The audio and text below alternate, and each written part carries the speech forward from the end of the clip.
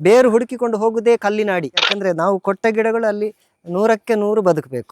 ಯಾವುದೇ ಕಸಿ ಗಿಡಗಳನ್ನು ನೆಡುವಂತ ರೀತಿ ಇದೆ ನೋಡಿ. ಇಂಥ ಕಲ್ಲುಗಳು, ಈ ಕಲ್ಲುಗಳನ್ನು ಕೂಡ ನಾವು ಬಿಸಾಡುವುದಿಲ್ಲ ನೋಡಿ. ಇದು ಬಾಯಿ, ಈ ಹಳದಿಯ ಭಾಗ ಉಂಟು ನೋಡಿ, ಇದು ಬೇರಿನ ಗಿಡದ ಬಾಯಿ. ಇದು ಈ ಬಾಯಿಗೆ ನೀರು ಸಿಗಬೇಕು. ಮಣ್ಣಿಗೆ ನೀವು ಎಷ್ಟು ನೀರು ಕೊಟ್ಟರು ಕೂಡ ಇಲ್ಲಿ ಗ್ಯಾಪ್ ಇರ್ತದೆ.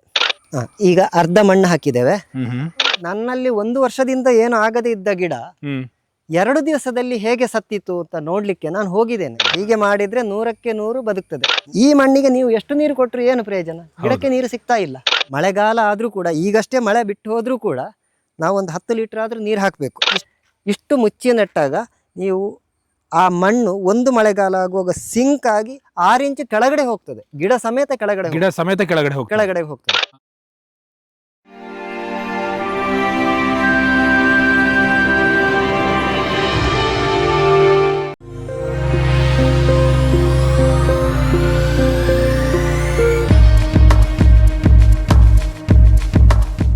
ನಮಸ್ತೆ ಗುರುರಾಜ್ ಸರ್. ನಮಸ್ತೆ.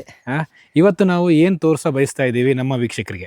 ನಾವು ಇಷ್ಟೆಲ್ಲ ಗಿಡಗಳನ್ನು, ಹಲಸು ಇರ್ಬೋದು ಅಥವಾ ಬೇರೆ ನರ್ಸರಿಯಿಂದ ಆಗ್ಬೋದು, ನಮ್ಮ ನರ್ಸರಿಯಿಂದ ಆಗಿರ್ಬೋದು, ಎಲ್ಲಿಂದ ಆದರೂ ತಂದ ಗಿಡಗಳನ್ನು ಭೂಮಿಗೆ ಹೇಗೆ ಹಾಕಬೇಕು ಅಂತ ಹೇಳಿ, ಅಲ್ಲಿ ಎಲ್ಲಿ ಎಡವುತ್ತೇವೆ ಅಂತ ಹೇಳಿ, ಎಲ್ಲಿ ಎಡವಬಾರ್ದು, ಎಲ್ಲಿ ಎಡವುತ್ತಾ ಇದ್ದೇವೆ ಇಷ್ಟರವರೆಗೆ, ಅದನ್ನೊಂದು ನಾನು ಹೇಳಲೇಬೇಕು. ಯಾಕಂದ್ರೆ ನಾವು ಕೊಟ್ಟ ಗಿಡಗಳು ಅಲ್ಲಿ 100ಕ್ಕೆ 100 ಬದುಕಬೇಕು. 100ಕ್ಕೆ 100 ಬದುಕಬೇಕು. ಮತ್ತೆ ಅದು ಫಸಲು ಕೊಡಬೇಕು, ಒಳ್ಳೆ ರೀತಿಯ ಫಸಲು ಕೊಡಬೇಕು.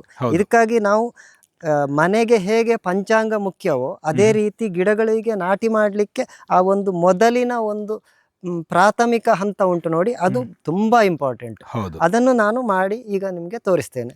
ಖಂಡಿತ ಸರ್, ಪ್ಲೀಸ್. ವೀಕ್ಷಕರೇ, ನಾವು ಎಷ್ಟೋ ನರ್ಸರಿಗಳಿಂದ ಸಸ್ಯಗಳನ್ನ, ಹಲಸಿನ ಸಸ್ಯಗಳನ್ನ ಎಸ್ಪೆಷಲಿ ನಾವು ತರ್ತೀವಿ. ತಂದು ನಟ್ಟಂಥ ಸಮಯದಲ್ಲಿ ನಾವು ಮಾಡುವ ಕೆಲವು ತಪ್ಪುಗಳಿಂದ, ನಡುವಂಥ ಸಮಯದಲ್ಲಿ ನಾವು ಮಾಡುವಂಥ ಕೆಲವು ತಪ್ಪುಗಳಿಂದ ಆ ಸಸಿ ನಾವು ನಿರೀಕ್ಷಿಸಿದಂತೆ ಬರೋದಿಲ್ಲ. ಸೊ ಅಂಥ ಸಮಯದಲ್ಲಿ ಹಲಸಿನ ಗಿಡವನ್ನ ಹೇಗೆ ಮಣ್ಣಿಗೆ, ಅಂದ್ರೆ ಮೊದಲನೇ ಬಾರಿ ಹೇಗೆ ನಾವು ನಡಬೇಕು ಅನ್ನೋದನ್ನ ಹಲಸಿನ ಒಂದು ವಿಶೇಷ ತಜ್ಞರಾದಂತಹ ಗುರುರಾಜ್ ಸರ್ ಅವರೇ ನಮಗೆ ತಿಳಿಸ್ಕೊಡ್ತಾರೆ. ದಯವಿಟ್ಟು ಸರ್. ಇದನ್ನು ಹಲಸಿನ ಗಿಡ ಮಾತ್ರ ಅಂತಲ್ಲ, ಯಾವುದೇ ಕಸಿ ಗಿಡಗಳನ್ನು ನೆಡುವಂತ ರೀತಿ ಇದೆ. ನೀವು ಎಲ್ಲಿ, ಈಗ ನಾನೀಗ ಹೇಳಿದಾಗ ನಿಮ್ಗೆ ಗೊತ್ತಾಗ್ಬೋದು ನಾವು ಎಲ್ಲಿ ತಪ್ಪಿದ್ದೇವೆ, ನಾವು ಎಲ್ಲಿ ತಪ್ಪಿದ್ರಿಂದ ನಾವು ಈ ಗಿಡ ಡ್ಯಾಮೇಜ್ ಆಗಿದೆ, ಈ ಸತ್ತಿದೆ, ಇದೆಲ್ಲ ನಿಮಗೆ ಈಗ ಮನದಟ್ಟಾಗ್ತದೆ. ಖಂಡಿತ ಸರ್, ಖಂಡಿತ. ಈಗ ನಾನು ಇಲ್ಲಿ 1 ಘನ ಮೀಟರ್ ಅಥವಾ 3 ಅಡಿ 3 ಅಡಿ ಆಳ 3 ಅಡಿ ಇರುವಂತ ಗುಂಡಿ ಮಾಡಿ, ಅದಕ್ಕೆ 2 ಬುಟ್ಟಿ ಕಂಪೋಸ್ಟ್, ಅರ್ಧ kg ರಾಕ್ ಫಾಸ್ಫೇಟ್, ಇಷ್ಟನ್ನು ಮಿಕ್ಸ್, ಮತ್ತೆ ಮಣ್ಣು ನೋಡಿ. ಇಂಥ ಕಲ್ಲುಗಳು, ಈ ಕಲ್ಲುಗಳನ್ನು ಕೂಡ ನಾವು ಬಿಸಾಡುವುದಿಲ್ಲ. ಅಂದ್ರೆ ಇದೀಗ ಅದು ಕಲ್ಲ, ಅದು ಕಲ್ಲುಗಳು. ಅಷ್ಟು ದೊಡ್ಡ ಕಲ್ಲುಗಳನ್ನು ನಾವು ಬಿಸಾಡಲಿಕ್ಕೆ, ಅಷ್ಟು ದೊಡ್ಡ ಕಲ್ಲಿದ್ರು ಕೂಡ ನಾವು ಬಿಸಾಡಲಿಕ್ಕಿಲ್ಲ. ಅದು ಎರಡನ್ನು ಜಾಯಿಂಟ್ ಮಾಡುವಷ್ಟು ದೊಡ್ಡ ಕಲ್ಲಿದ್ರು ಕೂಡ ಈ ಹಾಕಿದ ಗುಂಡಿಗೆ ಹಾಕಿ ಮುಚ್ಚಬಹುದು. ಈ ಕಲ್ಲುಗಳನ್ನೆಲ್ಲ ಬಿಸಾಡ್ಲಿಕ್ಕಿಲ್ಲ. ಕಲ್ಲು ಎಲ್ಲಿ ನಾವು ಗುಂಡಿ ತೆಗೆಯುವಾಗ ಎಷ್ಟು ಬರ್ತದ ಕಲ್ಲು, ಅಷ್ಟು ಕಲ್ಲನ್ನು ಅದಕ್ಕೆ ತುಂಬಿಸುದು. ನಾನು ತೋರಿಸ್ಲಿಕ್ಕೋಸ್ಕರ ಅಲ್ಲಿ 2 ಕಲ್ಲು 4 ಕಲ್ಲು ಇಟ್ಟಿದ್ದೇನೆ. ಆ ರೀತಿ ಇಟ್ಟಿದ್ದೀರಿ? ಹೌದು. ಸೊ ಅದ್ರ ಅರ್ಥ ಏನು ಅಂತ ಹೇಳಿದ್ರೆ, ನಾವು ಯಾವುದೇ ಹಂತದಲ್ಲಿ ಗಿಡ ನಡುಬೇಕಾದ್ರೆ ಗುಂಡಿ ತೋಡಿದಾಗ ಸಿಕ್ಕಂತ ಯಾವುದೇ ಕಲ್ಲಿರಬಹುದು, ಹೌದು, ಅದನ್ನ ನಾವು ಬಿಸಾಡುವ ಹಾಗೆ ಅಲ್ಲೇ ಗುಂಡಿಗೆ ಹಾಕಿ ತುಂಬಿಸ್ಬೇಕು. ಅದೇ ಗುಂಡಿಗೆ ಹಾಕಬೇಕು. ಅದು ಈ ಹಲಸಿನ ಗಿಡಕ್ಕೆ ಅಥವಾ ಯಾವುದೇ ಗಿಡಕ್ಕೆ ಬೇರುಗಳಿಗೆ ಗ್ರಿಪ್ ಅದು. ಓಕೆ. ನಾವು ಒಂದು ಸೇತುವೆ, ಸಣ್ಣ 2 ಮರದ ತುಂಡು ಹಾಕಿ ಸೇತುವೆ ಹಾಕೋ ಕೈಗೆ ಒಂದು ಹಿಡ್ಕೊಳ್ಳಿಕ್ಕೆ ಮಾಡ್ತೇವಲ್ಲ, ಕೈ ತಂಗ್ ಅಂತ ಹೇಳ್ತೇವೆ. ಹೌದು. ಅದೇ ರೀತಿ ಈ ಗಿಡಗಳಿಗೆ ಒಂದು ಗ್ರಿಪ್ ನೋಡಿ. ನೀವು ಯಾವ ಮನೆ ಹತ್ತಿರ ಹೋಗ್ಲಿ, ಅದು ಕಂಪೌಂಡಿಗೆ ಬಂತು, ಅದರ ಬೇರು ಕಂಪೌಂಡ್ ವಾಲಿಗೆ ಬಂತು, ಅಥವಾ ಮನೆಯ ಪಂಚಾಂಗಕ್ಕೆ ಬಂತು, ಬೇರು ಹುಡುಕಿಕೊಂಡು ಹೋಗುದೇ ಕಲ್ಲಿನಾಡಿ. ಪಂಚಾಂಗಕ್ಕೆ ಬಂತು, ಇಲ್ಲ ಅಂತ ಹೇಳಿದ್ರೆ ಟ್ಯಾಂಕಿಗೆ ಬಂತು, ಅಡಿಗೆ ಬಂತು, ಈ ರೀತಿ ಹೇಳ್ತಾರೆ. ಹೌದು. ಅಂದ್ರೆ ಆ ಬೇರುಗಳು ಹುಡುಕಿಕೊಂಡು ಹೋಗುದೇ ಕಲ್ಲಿನ ಅಡಿಭಾಗ. ಕಲ್ಲಿನ ಅಡಿಭಾಗ ಯಾವಾಗ್ಲೂ ಮಣ್ಣು ಲೂಸ್ ಇರ್ತದೆ, ಮತ್ತೆ ಅಲ್ಲಿ ಎರೆಹುಳಗಳು ಜಾಸ್ತಿ ಕೆಲಸ ಮಾಡ್ತಾ ಇರ್ತವೆ, ತಂಪು ಇರ್ತದೆ. ಅಲ್ಲಿ ಕೆಳಗಿನಿಂದ ನೀರು ಆವಿ ಬಂದದ್ದು ಅಲ್ಲಿ ಒಂದು ಸರಿ ಜಮೆ ಆಗಿ ಅಲ್ಲಿ ಸ್ವಲ್ಪ ಟರ್ನ್ ಓವರ್ ಆಗ್ತದೆ, ಅಲ್ಲಿ ತೇವ ಇರ್ತದೆ, ಅಲ್ಲಿ ಎರೆಹುಳಗಳು ಇರ್ತವೆ. ಹಾಗಾಗಿ ಎರೆಹುಳಗಳು ವಿಸರ್ಜನೆ ಮಾಡಿದ್ದು ಗಿಡಕ್ಕೆ ಸಿಗ್ತದೆ. ಹಾಗಾಗಿ ಆ ಎರೆಹುಳ, ಕಲ್ಲು, ಈ ಗಿಡಗಳ ಬೇರು ಇದಕ್ಕೆ ತುಂಬಾ ಸಂಬಂಧ ಉಂಟು. ಹಾಗಾಗಿ ನಾವು ಅದನ್ನು ಬಿಸಾಡುವ ಹಾಗೆ ಇಲ್ಲ. ಕಟ್ಟಿಗೆಗಳು ಅಥವಾ ಮರದ ತುಂಡುಗಳು ಅದು ಬಂದ್ರೆ ಸೈಡ್ಗೆ ಇಡಿ, ಅದು ಗೆದ್ದಲುಗಳು ಬರುವಂತ ಚಾನ್ಸ್ ಇರ್ತದೆ, ಬದಿಗಿಡ್ಬೋದು. ಮತ್ತೆ ಗೊಬ್ಬರ ಮತ್ತೆ ಮಣ್ಣು ಮಿಕ್ಸ್ ಮಾಡುವಂಥದ್ದು ಹಾಗೆ. ಗಿಡಗಳ ಬೇರು ಗೊಬ್ಬರವನ್ನೇ ತಿನ್ನೋದಿಲ್ಲ, ಗೊಬ್ಬರದ ನೀರನ್ನು, ಗೊಬ್ಬರ ಮಣ್ಣು ಮಿಕ್ಸ್ ಆಗಿ ಅದರಲ್ಲಿ ಬರುವಂಥ ನೀರನ್ನು ಕುಡಿತದೆ, ಸತ್ವಯುತ ನೀರನ್ನು ಕುಡಿಯುವುದು. ಹಾಗಾಗಿ ಗೊಬ್ಬರವನ್ನು ಮಣ್ಣಿನ ಒಟ್ಟಿಗೆ ಮಿಕ್ಸ್ ಮಾಡಬೇಕೇ ವಿನಃ ಗೊಬ್ಬರ ನೇರ ಗಿಡದ ಬೇರಿಗೆ ತಾಗುವ ಹಾಗೆ ಸಿಗಬಾರ್ದು. ಹಾಗಾಗಿ ನಾನು ಇಲ್ಲಿ 2 ಬುಟ್ಟಿ ಕಂಪೋಸ್ಟ್, ಮತ್ತೆ ಉಳಿದ ಇದರ ಹಾಕಿದ ಮಣ್ಣು, ಮತ್ತೆ ಕಲ್ಲು, ಮತ್ತೆ ಸ್ವಲ್ಪ ಬೇರಿನ ಬೆಳವಣಿಗೆಗೆ ರಂಜಕ ತುಂಬಾ ಅಗತ್ಯ. ಹಾಗಾಗಿ ಅರ್ಧ kg ರಾಕ್ ಫಾಸ್ಫೇಟ್, ಅದು ನ್ಯಾಚುರಲ್ ಗೊಬ್ಬರ, ಸಾವಯವ ಗೊಬ್ಬರ, ಅದನ್ನು ಹಾಕಿ ಈಗ ಮುಚ್ಚಿಟ್ಟಿದ್ದೇನೆ. ಇದು ನಾವು ಈಗ ನೀವು ಹೇಳಿದಂತೆ 1 square metre, 1 square metre, 1 square metre, ಹೌದು, 3 ಅಡಿ ಆಳ, 3 ಅಡಿ ಅಗಲ, 3 ಅಡಿ ಉದ್ದ, 3 ಅಡಿ ಉದ್ದ ನಾವು ತೆಗೆದು ಸಡಿಲ ಮಾಡಿ ಗೊಬ್ಬರವನ್ನು ಕೂಡ ಸೇರಿಸಿ ನಾವು ಈಗ ರೆಡಿ ಮಾಡಿ ಇಟ್ಟಿದ್ದೇವೆ. ಇದು ಒಂದು ಮನೆಗೆ ಹೇಗೆ ಪಂಚಾಂಗ ಮುಖ್ಯವೋ ಅದೇ ರೀತಿ ಗಿಡಗಳಿಗೆ ಒಂದು ಆಧಾರ. ಇದು ಏನು ಅಂತ ಹೇಳಿದ್ರೆ ಗಿಡಕ್ಕೆ ಫಸ್ಟಿಗೆ ಸಿಕ್ಕಿದ ತಾಯಿಗೆ ಮೊಲೆ ಹಾಲು ಹೇಗೆಯೋ ಹಾಗೆಯೇ ಈ ಗಿಡಕ್ಕೆ ಹೊಸ ಬೇರು ಬಂದಾಗ ಸಿಗುವಂತ ಒಂದು ವ್ಯವಸ್ಥೆ.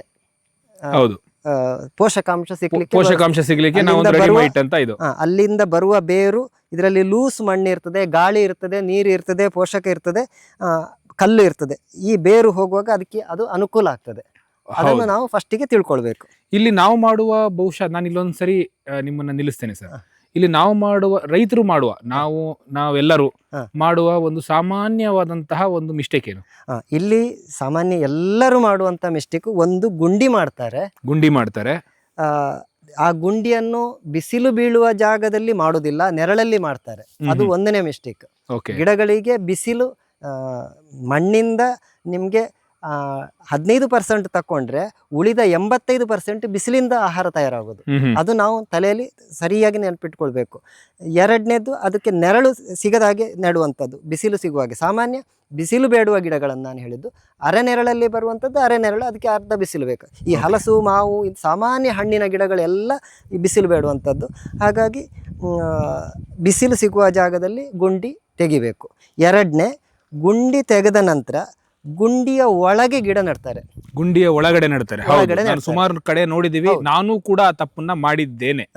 ಗುಂಡಿಯ ಒಳಗಡೆ ಸ್ವಲ್ಪ ಮುಚ್ಚಿ, ಅರ್ಧ ಮುಚ್ಚಿ, ಗುಂಡಿ ಅಲ್ಲಿಯೇ ಗೊಬ್ಬರ ಮತ್ತೆ ಮಣ್ಣು ಅಲ್ಲೇ ಮಿಕ್ಸ್ ಮಾಡಿ ಅಲ್ಲೇ ಮುಚ್ಚಿ, ಮತ್ತೆ ನೆಕ್ಸ್ಟ್ಗೆ ಗಿಡ ಎತ್ತರ ಬರುವಾಗ ನಾವು ಮುಚ್ಚುತ್ತಾ ಬರುವಂತ ಒಂದು ಇದಿದೆ. ಹೌದು, ಹಾಗೆ ಎಣಿಸ್ಕೊಂಡು ನೆಡ್ತಾರೆ. ಅದೊಂದು ತಪ್ಪು ನಾವು ಮಾಡುವಂಥದ್ದು. ನಾವು ಮುಚ್ಚುವಂಥದ್ದು ಪ್ರಥಮದಲ್ಲೇ, ನೆಡುವಾಗಲೇ ಮುಚ್ಚಬೇಕು. ಮುಚ್ಚಿ ನೋಡಿ, ಇಷ್ಟು ಎತ್ತರ ಬರಬೇಕು, ಮಧ್ಯಭಾಗ ಒಂದು 6 ಇಂಚ್ ಎತ್ತರ ಬಂದಿದೆ ಇದು. ಹೌದು, ಇಷ್ಟು ಮುಚ್ಚಿ ನೆಟ್ಟಾಗ ನೀವು ಆ ಮಣ್ಣು ಒಂದು ಮಳೆಗಾಲ ಆಗುವಾಗ ಸಿಂಕ್ ಆಗಿ 6 ಇಂಚ್ ಕೆಳಗಡೆ ಹೋಗ್ತದೆ, ಗಿಡ ಸಮೇತ ಕೆಳಗಡೆ ಹೋಗ್ತದೆ.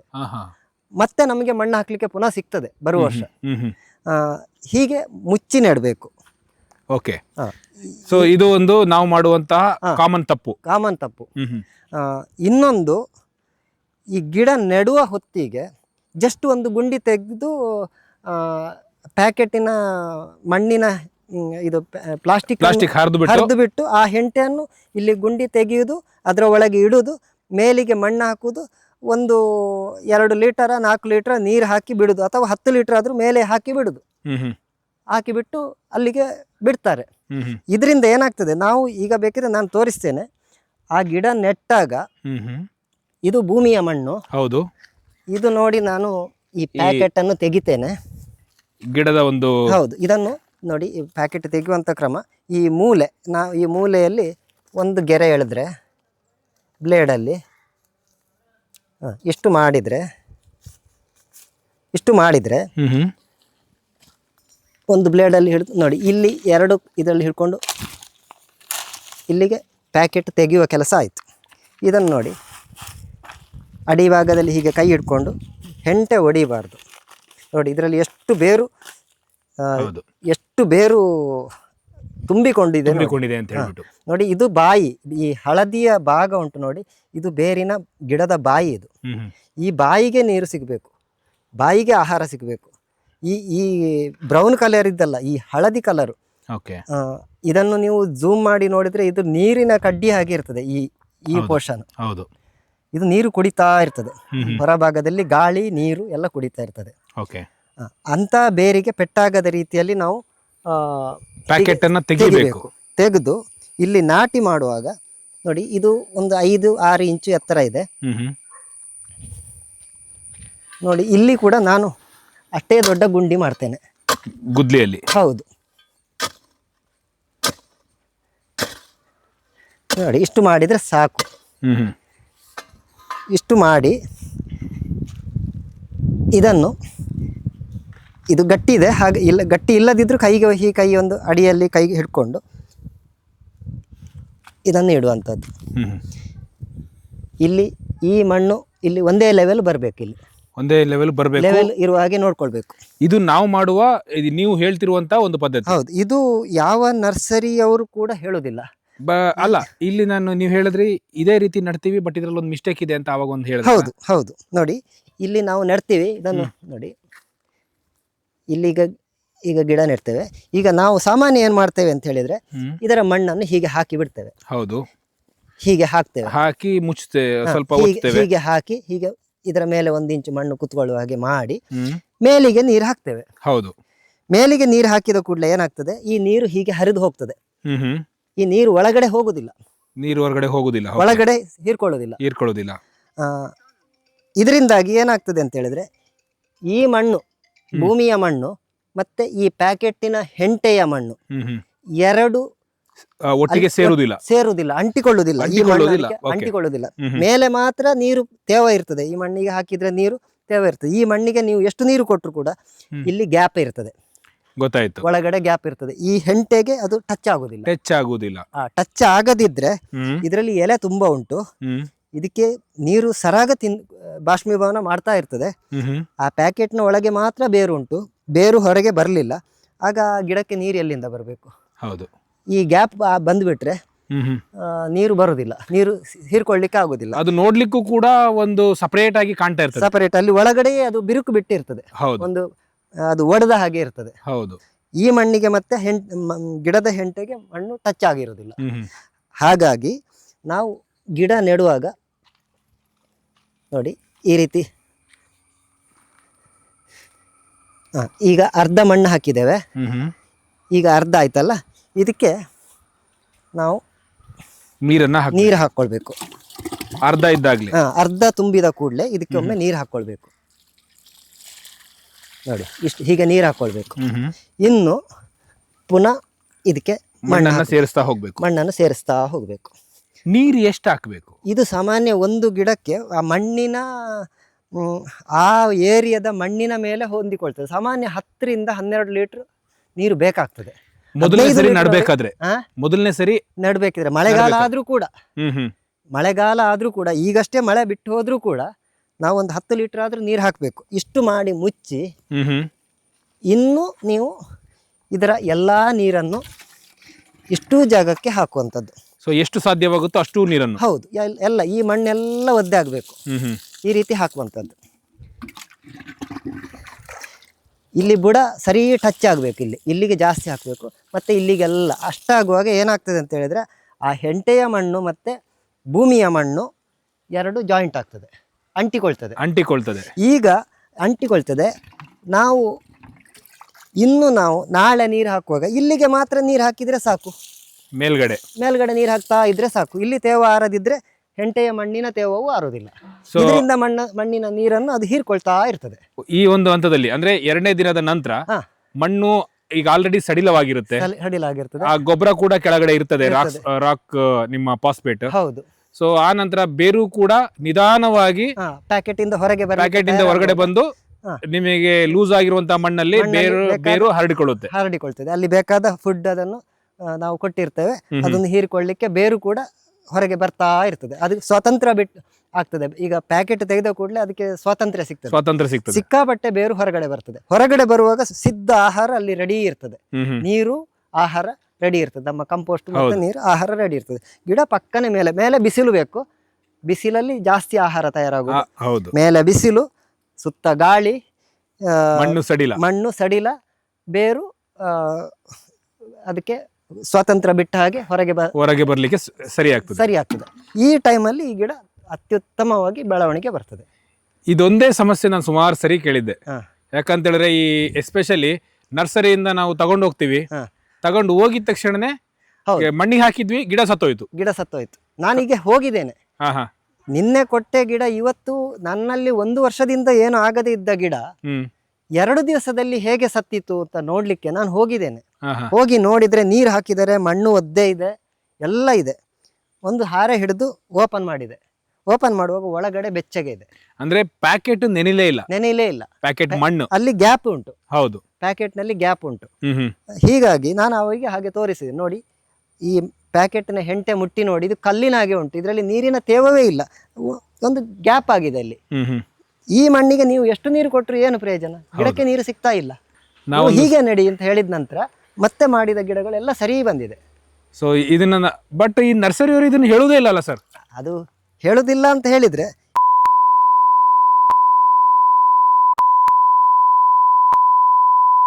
ಅಲ್ಲ, ಹಾಗೆ ಮಾಡುದಿಲ್ಲ, ಎಲ್ಲರೂ ಹಾಗೆ ಮಾಡುದಿಲ್ಲ, ಕೆಲವರು ಹಾಗೆ ಮಾಡ್ತಾರೆ, ಕೆಲವರು ಹೇಳಿದ್ದಾರೆ ಹಾಗೆ. ಅದೆಲ್ಲ ಹೇಳುದೇ ಇಲ್ಲ ನರ್ಸರಿಯವರು. ನಿಮಗೆ ಡಿಸ್ಟೆನ್ಸ್ ಹೇಳುದಿಲ್ಲ. ನಿಮಗೆ 25 ಅಡಿ ಅಂತ ಹೇಳಿದ್ರೆ ಅದರ ಅರ್ಧ ಹೇಳ್ತಾರೆ, ಯಾಕಂದ್ರೆ ಅವರಿಂದ ಗಿಡ ಜಾಸ್ತಿ ಪರ್ಚೇಸ್ ಮಾಡ್ತಾರೆ. ಗಿಡ ಸಾಯದ ಹಾಗೆ ಅವರು ಏನು ಐಡಿಯಾ ಕೊಡೋದಿಲ್ಲ. ನೆಡಿ ಅಂತ ಹೇಳ್ತಾರೆ, ಮಣ್ಣು ತೋಡಿ ಗಿಡ ನೆಡಿ ಅಂತ ಹೇಳ್ತಾರೆ. ನೆರಳಲ್ಲಿ ನಡಬೇಡಿ ಅಥವಾ ಬಿಸಿಲಲ್ಲಿ ಈ ಗಿಡಕ್ಕೆ ಇಷ್ಟೇ ಬಿಸಿಲು ಬೇಕು ಅದೆಲ್ಲ ಹೇಳೋದಿಲ್ಲ. ಇದೆಲ್ಲ ನನಗೆ ಹೀಗೆ ಮಾತಲ್ಲಿ ನಾನು ಹೇಳುವಾಗ ಅವರು ಎಲ್ಲಿ ಎಡವಿದ್ದಾರೆ ಅಂತೇಳಿ ನನಗೂ ಗೊತ್ತಾಯಿತು, ಅವರಿಗೂ ಗೊತ್ತಾಗಿದೆ ಎಲ್ಲಿ ಎಡವಿದ್ದೇವೆ ಅಂತೇಳಿ. ಇಷ್ಟಾಗಿ ಇನ್ನೊಂದು ನಾನು ಹೇಳಲಿಕ್ಕೆ ಮರೆತೆ, ಇದಕ್ಕೆ ಸಪೋರ್ಟ್ ಕೊಡುವಂಥದ್ದು ಕೂಡ ಹಾಗೇನೆ. ಅದು ನಾವು ನಟ್ಟ ಕೂಡಲೇ ಕೊಡ್ಬೇಕಾ? ಹೌದು, ಇವತ್ತೇ ಕೊಡಬೇಕು. ಅದು ಸಪೋರ್ಟ್ ಕೊಡುವಂಥದ್ದು ನೋಡಿ, ಹೀಗೆ ಕೊಡಬೇಕು. ಇಲ್ಲಿ ಪ್ಯಾಕೆಟ್ ಇಷ್ಟು ಜಾಗ, ಈ ಕೋಲನ್ನು ನೋಡಿ ಹೀಗೆ ಊರಿ ಕೊಡಬೇಕು. ನೋಡಿ ಹೀಗೆ ಊರಿ ಇಲ್ಲಿ ಕಟ್ಟಬೇಕು. ಓಕೆ, ಇದು ನಮ್ಮ ಹಲಸಿನ ಗಿಡಗಳಿಗೆ ಸಾಧಾರಣ ಎಲ್ಲ ಗಿಡಗಳಿಗೆ ಹೀಗೆ ಕಟ್ಟುವಂಥದ್ದು. ಇದು ಲೂಸ್ ಮಾಡಿ ಕಟ್ಟೋದು. ಹೌದು, ಇದು ಲೂಸ್ ಮಾಡಿ ಕಟ್ಟೋದು. ಈಗ ನಿಮ್ಗೆ ಎಲ್ಲಿ ಗಾಳಿ ಬಂದರೂ ಏನಾಗುದಿಲ್ಲ, ಅಲ್ಲಿ ಹೊಸ ಬೇರು ಬರುವಾಗ ಈ ಗಾಳಿ ಗಿಡಗಳ ಆಚೆ ಈಚೆ ಅಲ್ಲಾಡುವಾಗ ಆ ಬೇರು ಕಟ್ಟಾಗ್ತದೆ. ಹೀಗೆ ಸಪೋರ್ಟ್ ಕೊಟ್ರೆ ಕಟ್ಟಾಗುದಿಲ್ಲ. ಕೊಡುವಾಗ ಹೀಗೆ ಗಿಡಕ್ಕೆ ತಾಗಬಾರ್ದು, ಹೀಗೆ ಕ್ರಾಸ್ ಆಗಿ ಕೊಡಬೇಕು. ಇಷ್ಟು ಮಾಡಿದ್ರೆ ಗಿಡದ ಇನ್ನು ಮೇಲೆ ಒಂದು ದಪ್ಪದಲ್ಲಿ ತರಗೆಲೆಯ, ಮುಳಿ ಹುಲ್ಲ, ಬೈ ಹುಲ್ಲ ಏನಾದ್ರೂ ಹಾಕಿ ಮಲ್ಚಿಂಗ್ ಮಾಡಬೇಕು. ಆಗ ಈ ಮಣ್ಣಿನ ಮೇಲೆ ಈ ಇಷ್ಟು ಜಾಗ, ಈ 1 ಮೀಟರ್ ನಾವು ಮುಚ್ಚಿದೇವಲ್ಲ, ಅಷ್ಟು ಜಾಗಕ್ಕೆ ದಪ್ಪದಲ್ಲಿ ಏನಾದ್ರೂ ತೇವಾಂಶ ಆರದ ಹಾಗೆ, ಅದು ತೇವಾಂಶ ಆರದಾಗಿಯೂ ಮಾಡ್ತದೆ. ಕಳೆ ಗಿಡಗಳು ಬರುವುದಿಲ್ಲ, ಜೀವಿಗಳು ಕೆಲಸ ಮಾಡ್ತವೆ, ಎರೆಹುಳಗಳು ಬರ್ತವೆ, ಅದು ಮುಂದಕ್ಕೆ ಗೊಬ್ಬರ ಆಗಿ ಕೂಡ ಅದಕ್ಕೆ ಸಿಗ್ತದೆ. ಸೊ ವೀಕ್ಷಕರೇ, ಇದಿಷ್ಟು ಒಂದು ಇದು ಕೇಳೋದಕ್ಕೆ ಅಥವಾ ನೋಡೋದಕ್ಕೆ ತುಂಬಾ ಸಣ್ಣದು ಅಂತ ಅನಿಸ್ಬಹುದು, ಆದ್ರೆ ಮುಖ್ಯವಾಗಿ ನಾವು ಗಿಡ ನಡುವಂತಹ ಸಮಯದಲ್ಲಿ ಮಾಡುತ್ತಿರುವಂತಹ ತಪ್ಪುಗಳು.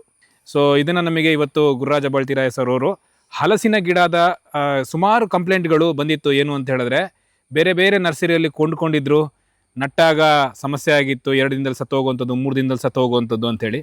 ಸೊ ಅದಕ್ಕೊಂದು ಈ ರೀತಿ ಮಾಡಿದ್ರೆ ಸಮಸ್ಯೆ ಸತ್ತ ಜಾಗಕ್ಕೆ ಹೋಗಿ ನೋಡಿ ನನಗೆ ಬಂದ ಅನುಭವ ಇದು. ಹೌದು. ಸೊ ಈ ರೀತಿ ಮಾಡಿದ್ರೆ ಆ ರೀತಿ ತಪ್ಪುಗಳು ನಿಮ್ಮ ತೋಟದಲ್ಲಿ ಆಗೋದಿಲ್ಲ ಅನ್ನೋ ಒಂದು ಭರವಸೆಯನ್ನ ಗುರುರಾಜ್ ಸರ್ ಕೊಡ್ತಾರೆ, ಜೊತೆಗೆ ನಾವು ಕೂಡ ಕೊಡ್ತೀವಿ. ಖಂಡಿತವಾಗಿಯೂ ಇದನ್ನ ಟ್ರೈ ಮಾಡಿ ಹೊಸ ಗಿಡಗಳಿಗೆ. ಹೀಗೆ ಮಾಡಿದ್ರೆ 100ಕ್ಕೆ 100 ಬದುಕ್ತದೆ. ನೆರಳು ಇಲ್ಲದಿದ್ರೂ ತೊಂದರೆ ಇಲ್ಲ. ಈಗ ಇದಕ್ಕೆ ನೆರಳು ಮಾಡಬೇಕಾಗಿಲ್ಲ. ಈ ಹಲಸಿನ ಗಿಡ ಈಗ ನೆಟ್ಟಿದ್ದೇವೆ, ಇದಕ್ಕೆ ಒಂದು ನೆರಳು ಮಾಡುವ ಅಂತ ಹೇಳಿ ಇಲ್ಲ, ಏನು ಮಾಡುವ ಅಗತ್ಯನೇ ಇಲ್ಲ, ಹಾಗೇ ಬಿಟ್ಟು ಬಿಡ್ಬೋದು.